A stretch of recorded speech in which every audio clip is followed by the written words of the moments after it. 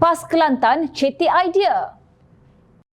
Tindakan Kerajaan Negeri Kelantan dari Parti PAS yang mahu mengubah suai Pelan Kawasan Sensitif Alam Sekitar KSAS bagi mengurangkan kawasan hutan dilindungi selain rizab tadahan air terus dikritik pelbagai pihak. Bagi Setiausaha Keadilan Negeri Kelantan, Zinda Khalil Sastro Hassan, pemimpin PAS dalam kerajaan negeri seolah-olah kecetekan idea untuk menambah sumber kewangan dan hanya melihat hasil hutan terutamanya balak untuk memperolehi dana. Beliau tidak menolak langkah terbaru yang diambil kerajaan negeri ketika ini adalah akibat kekurangan kewangan negeri kerana tiada pertambahan hasil baharu. Ada kemungkinan sebab pemimpin Kelantan hanya nampak alternatif untuk cari wang. Balak yang dia nampak. Dari dulu saya tengok 30 tahun lepas, hanya yang nampak sumber balak ini digunakan untuk dapat wang cepat.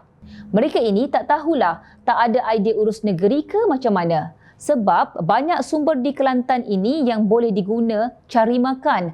Kita tahu di Kelantan ada pelbagai mineral yang boleh dilombongkan. Katanya dalam satu kenyataan. Bagaimanapun, kata Zinda Khalil, hasil mineral itu tidak pula diurus dengan baik. Dakwanya, sering terdengar sumber mineral berkenaan dicuri atau diteroka secara haram yang merugikan kerajaan negeri. Sepatutnya, kata beliau, kerajaan Kelantan bertegas dan memperbaiki pengurusan agensi negeri agar kecurian mineral dikawal dan boleh memperbanyakkan hasil cukai.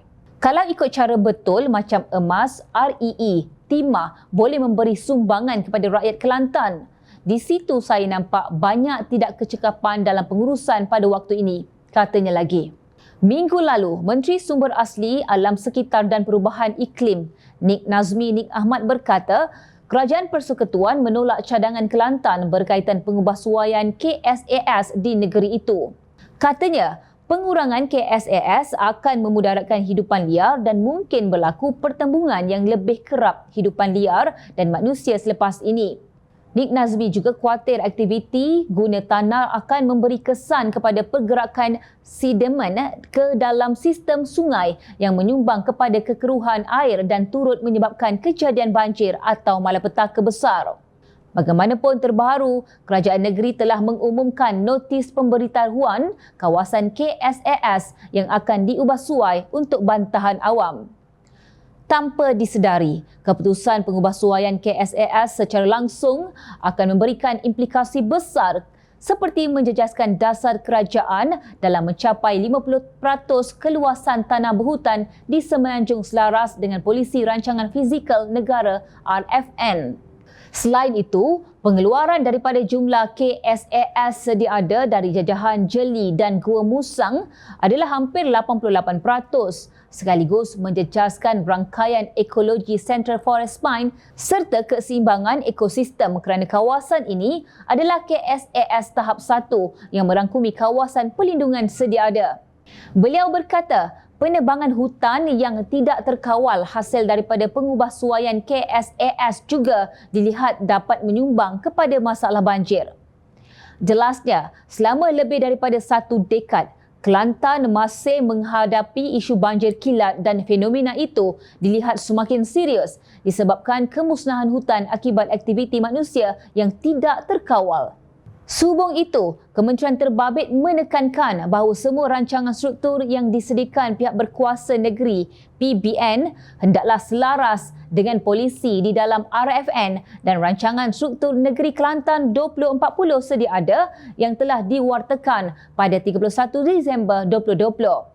Nik Nazmi bertegas agar KSAS sedia ada di Kelantan terus dikekalkan dalam rancangan pemajuan, rancangan struktur negeri, rancangan tempatan dan rancangan kawasan khas bagi memastikan pemeliharaan serta pemuliharaan kepelbagaian biologi atau kemampanan alam sekitar HSK terpelihara.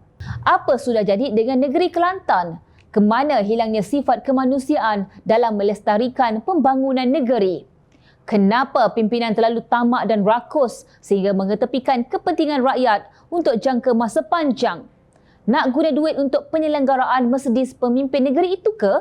Selesaikan masalah banjir dan air berkarat terlebih dahulu. Jangan ditambah masalah sedia ada yang tidak pernah ada ganjak perubahan sejak lebih 30 tahun lalu semata-mata kerana wang ringgit.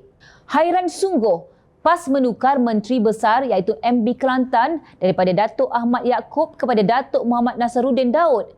Namun, apa perubahan yang hendak dibawa? Di negeri lain, apabila MB baru dilantik, maka pengurusan bertambah baik. Bukannya mengulangi praktik pentadbiran lama yang seronok meneroka sumber hutan.